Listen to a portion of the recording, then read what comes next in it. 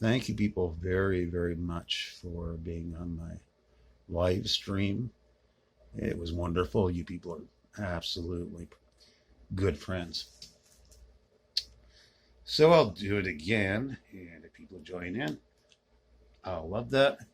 And I'm going to take some suggestions of definitely cooking videos and ghost stories, because I have a couple of really good ghost stories that are absolutely no, not verifiably, but no, my ex would remember things. She doesn't like remember anything involving me. That's weird. We went through so much shit together, and I'll ask her about it. Like, that never happened. I know what happened. I'm crazy, but I'm not delusional. I'm autistic. I have a fucking great memory. I remember everything. You said such and such. And I also remember every rotten thing I've ever done, which, you'll want to know why I went back to the church, because I needed to be a person that wasn't horrible anymore, which I think to some, definitely to a better extent has happened. So you don't have to be a believer, but I am. And it made me a better person. So if you appreciate me at all, at least have a little respect for the stuff I did. And I know you guys are respectful. You know, you're really good people. You know, I'm humbled. I'm deeply humbled. I didn't think this was going to happen. Look, I'm smoking, and I'm not screwing it up this time. Yeah, the bossy one will not be named here, but I'm pretty dang sure that Ace will, because he's picky, not bossy. But I love you. I love everybody here. It's been so good. And now I'm exhausted in a good way. My brain is firing. My speech was better than usual, because it comes and goes. You know, after the stroke, I had to reteach myself everything. It took a year. It takes exactly a year to do it, because I didn't have the muscular stuff. I didn't have spasms. My brain was just conked. I still can't write. I can write, not extremely well the way I used to. I skip words. It's embarrassing, but I'm not embarrassed about it. It is what it is. Thank you, Cobra. I love you so much. I love my little Cobra. We all love our Cobra. I'm not. I'm dead serious of spending time with Cobra, and helping him lead ease down. And I think a lot of that is letting him know that he has real fans, not the imaginary ones, and we care about the little weirdo. Well, he's not a weirdo. I think he's a significant human being. I think, in spite of the drinking, he has achieved. He has a body of work. He has a, a presence that's undeniably authentic. As an authentic human being, we need to respect that. For all, it's not even bullshit. He's not a liar, because that's the Cobraverse. And listen to him when he's going through Sean. Tell me that man isn't self-aware, and he's not stupid. He's not educated. That was a shame, because he ended up hanging out with pretty dumb, drug-addled youngsters. He got away from them, but that never wore off. I mean, if you haven't seen his documentaries, both of them, you're missing out, because I found them charming, very charming. I kind of put away, for the most part, the lol cows and everything else, and decided I want to understand Cobra. Wait, I understand him very well, because the stuff that's wrong with him is pretty much wrong with me. But I went the path of deciding not to be stupid. And I'm still stupid, but I put a lot of work into at least making myself interesting. I thought it would be interesting to other people, and apparently it is, but for the most part, the rest of the universe thinks, like, well, why do you know so much about World War II? And at this point, especially the Pacific naval operations, and specifically Iwo Jima, that we went to Guadalcanal was last time. And why did you listen? Why did you spend 48 hours combined on Guadalcanal alone? Because I'm a freaking cook. Because it feeds me, and I like it, and I love it, and I end up talking about it, and then my ex especially. Good God, I was going through my Third Reich period. Every time I turn onto the TV, Hitler's there. Hitler, Hitler, Hitler. Why do you care so much? Because he changed the world in a bad way. It's fascinating, and I like all the allies just as much. But so get to the point. She would walk through the bedroom, the room when I was watching TV. She'd look over and, "Hi, Hitler," and raise her hand. Some people find that disgusting, but in my universe, things that shouldn't be funny are. I've been fully aware of the Third Reich and know a lot about it. And yeah, it was a different universe, but you study it enough, you see really how it happened and what it was like. It was hard to find stuff, the daily life of Nazi Germany. And I studied it a lot, and as much as you can, because fortunately weren't raised in it, and people who discount the United States, or I don't think you're paying much attention. Worldwide, the United States has done far more good than it ever has bad by a long shot. You look through history and look through almost other nations, cultures. Race doesn't exist. People think it does. It shouldn't. It shouldn't, because there is a human race. That is the species, and that's what it is. They're subvariants, and there are differences, but for the most part, we're all just the same. And cultures evolve mostly because of the way people want them to. And it's tragic. We get the systems we essentially deserve. Yeah. That's why revolutions are usually unsuccessful, and there haven't been really that many of them. Civil wars, yeah, it's a kind of different thing. We need to stay out of those things, let people duke it out. Unfortunately, people go by their own. In Africa, oh God, it should be the best place in the universe, and yeah, it's all screwed up. I love Mexico. I love Mexicans. However, the political system is terrible. It should be an incredibly wealthy nation, and it's not, because it's absolutely corrupt. That breaks my heart, because half my soul is Mexican. I live in a Mexican neighborhood for a very good reason, and by a choice, because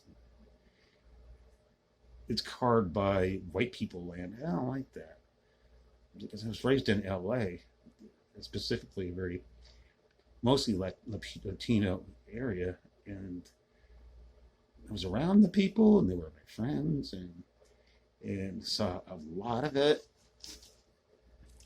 And yeah, the gang stuff was still there, but it was different. Hardcore cholos and stuff, and lowriders, and those guys were deadly. But well, I was also, my older brother was involved, and I nearly got killed by that a few times. Just this white, goofy, wannabe punk rocker or hippie, or I was kind of a glitter rocker for a while. You got to go way back for that shit. Gary Glitter, definitely David Bowie, and Alice Cooper, kinda. Alice Cooper was his own entity, and I'm a huge, huge Alice Cooper fan from way back, from 1974. And I got into punk, and first time was 76. And it went on till I was 23 or 24. And once a punk, always a punk. Once a hobo, always a hobo. Once a loser, always be a loser. If you are around, ex-con bikers for a long time, you end up with some very unfortunate tattoos, but I'll never get those removed because respect for people I loved and knew and who are my friends, and people would scare the fuck out of you, and you make all kinds of stupid assumptions because you scratch the surface from those guys and suddenly they aren't racist anymore. They're not really homophobic. I would have parties at my house. Everybody, I knew them. They were all cool and they were all decent people, but it's a varied group of people, and we got along. I mean, there were stipulations: no violence. And if you want to be violent, get off. No arguments. You can, and if you're thin skin and you don't like people's jokes because people are going to pick on you for fun, you gotta deal with that. And people got along. Well, Biker Jeff and Gay Steve, yeah, that was his nickname. They made mudslide cocktails with a blender, and it was a competition. Man, these guys were serious about this, and I had to be the tester. I think I drank probably close to a gallon of mudslides, and I couldn't get off the floor because I was so bloated, and they were both good, but they were different, so I called it a tie. You're both, blender geniuses, and these guys became really good friends. And then my friend Transvestite Roy, because he was, and he only got into the drag thing on weekends. He was going out, and, if he came to my house, if it was a bad time for him to be in drag, I'd tell him if he was going to show up in drag that day. Come on, it upset some of my friends, but these guys, Roy and Jeff, got to be best friends. They just got along. Jeff simply didn't want to see the clothing, and his wife didn't. Roy respected that, and these guys loved each other. And Jeff was supposed to be a Nazi. He wasn't much of one. I turned them around. I tried to explain to them, like, we're freaks. Most of the world doesn't like us. We have that in common. Why don't we just be cool people who look after each other? And trust me, when I mean looking after each other, imminent violence was there. We took care of our own. We didn't call cops. I mean, I was living at a trailer park, and it was right on a red river on the Redwoods, this beautiful place, and it was a nice place. But before Jeff and I moved into the place at the same time, we made sure that thieves weren't allowed there. And if anybody came back there and stealing, we'd take them into the woods and shoot them. It never happened, but I was on board. So when we first move in, these relatively straight people, we called them citizens back in the day, because we weren't. Once you're in that, you're not a citizen anymore. Most of the world treats you like shit, and you don't care anymore because, like, I'm a loser. So what? Get over it. I still love my people. If you're nice to me, I'll be nice right back. And I want to be, and I want to get to know you. But if you're going to be an asshole about things, you better stay out of my way, because can be a very not nice person. I still retain that, but I only get violent when it's call for, mostly when protecting people. Bullies, but it never happens because I scare people off. I live in a back part of the building, and that is just a bunch of really old, quiet, cool, loser-ish, somewhat hobo people who are retired. And we don't allow any shit. No tweakers, no drunks, no, they're not allowed. In the main building, we don't care about them because honestly, we're better than they are. The owner of the building says, you guys are great. I want you to never move out because you're good people and we don't need security back here because you do. Especially me. It's like I'm in charge of yelling at people and scooting them out. And, oh, yeah, I'll chase them with a hatchet. I won't catch up with them, but I'll give them the idea that bad things can happen in my the same. I've retained that from all my days. I used to be a violent human being because I drank a lot, did bad drugs, and I'm not going to give you details because that's my business. But I was not a good person. Leave it at that. The people I was bad to, most of them I've apologized to them, accepted it, and said, "Yeah, I'm glad you straightened out. We're friends." You know what a huge favor they were doing me, and they gave me the attention, the time to apologize. And these people, actually, I must have something going for me because they forgave me. Not in an AA way, just, hey, I was terrible. I'm not going to give you an excuse. There are excuses for everything. There's motivations.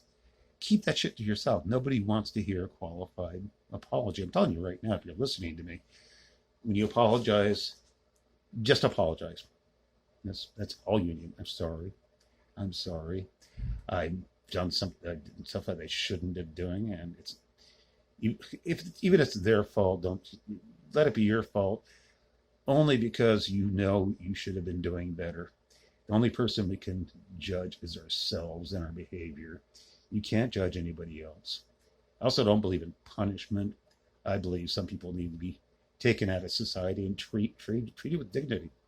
Every human being deserves dignity, even if they're, well, the whole concept of evil's an entity and can be dealt with, but you can't cure everybody. But it just is what it is. You have to take people out of society and treat them better. Punishment doesn't work with anybody, with any human being. It's horrible. Declaring somebody needs to be punished because of evil, it makes no sense to me at all. Not a shred. Self-punishment? Well, no, you do need to atone for what you've done wrong and don't do it again, or at least try not to do it again. That works. That keeps your soul alive. That keeps you from becoming the bad person you can be. And I'm not interested in people who've never done any evil because they're not especially interesting. Also alleviates fear, but that's another lecture altogether because I'm getting really tired and talking too much and babbling on. So, yeah, that's enough. I need to lay down. I'm an old man. I need to watch old man TV. Iwo Jima, maybe this time. That's a good battle. Well, not for the people fighting it, but it was very interesting. The dynamic, the social dynamic, the political dynamic. You study that for the rest of your life and only scratch a little bit. Anyway, y'all take care. And again, thank you for the wonderful stream. You guys did all the work. It was great. Thank you.